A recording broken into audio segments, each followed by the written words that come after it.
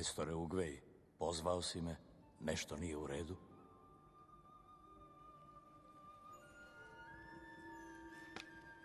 Zašto ne bi bilo u redu? Samo želim vidjeti svog starog prijatelja.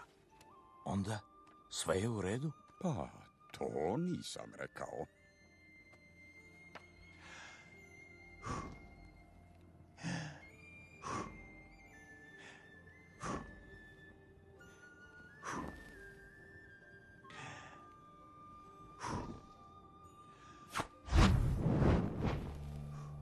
Pa da čujem. Imao sam viziju. Taj Lung će se vratiti.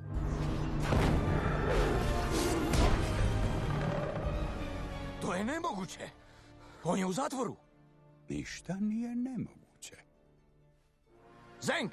Odleti do zatvora Chong-gun i reci da postave dvostruke straže, dvostruko oružje, dvostruko sve! Taj Lung ne smije izaći iz zatvora! Da, majstore Šifu! Sudbinu često sretneš na putu kojim je želiš zaobići. Moramo nešto učiniti. Ne možemo mu dopustiti da napadne dolinu i počne se osvećivati. On će... Tvoj je kao ova voda, prijatelju. Kad je uzburkana, teško je kroz nju vidjeti. Ali ako joj dopustiš da se umiri, odgovor postaje jasan. Zmajski svitak. Vrijeme je. Ali tko? Tko je dostojan da mu se povjeri najveća tajna beskrajne moći, da postane zmajski borac? To ne znam.